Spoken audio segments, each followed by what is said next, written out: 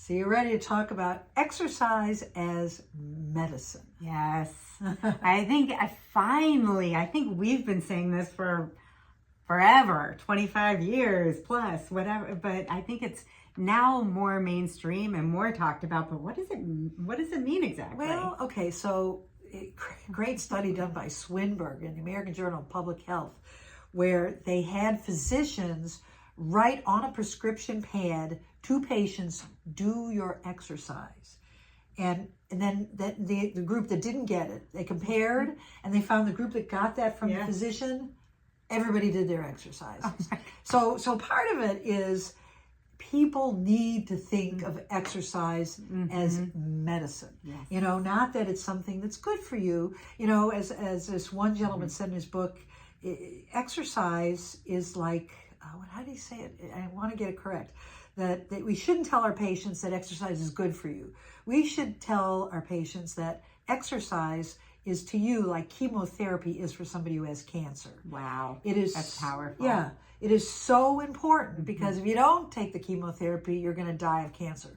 But if you don't exercise, you're definitely going to die of some disability. Yeah. You know, and you're going to, in the final years of your life, are not going to be healthy ones. Yeah. So it is a medicine, and we need to recognize it as such. I think you also need to recognize that it's not generic.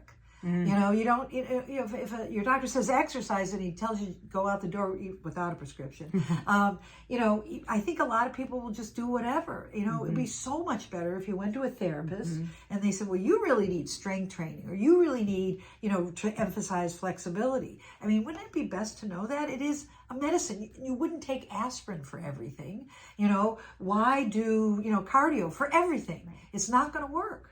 No, I think that's a great point. And we were talking to some of our other friends who are therapists a couple nights ago, and you know, we treat people of all levels of activity. And one of our friends was saying, you know, she had this 60-year-old man come in, and he's very healthy. He was a marathon runner, but he had tremendous hip and back pain.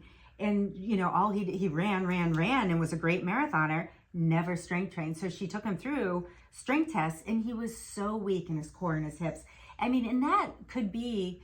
You know, he could have had debilitating back pain, herniated a disc. He's eventually going to have debilitating back pain. So thank goodness she's treating him now. But like, this is the perfect example. It is not one size fits all for everybody. So it really, I mean, gosh, if everybody just did an appropriate exercise program, the amount of disease we could minimize and the impact of disease and disability would be huge. Right. But it's work. It's work. It's work, and you got to dedicate some time to it. Yeah, and it's not comfortable. Yeah, you know, it's not always comfortable, but it's worth it. But it is so worth it. Yeah, it's probably one of the most powerful medicines that you can take. The quote that you've had for years in some of your classes, it resonates with me all the time, and I tell people if exercise was a prescription, it would be if an exercise was a drug, a medication, it would be the most widely prescribed and beneficial. And it has medicine in the name. Side effects. Yep. No side effects. No side effects. That's Robert Butler's quote.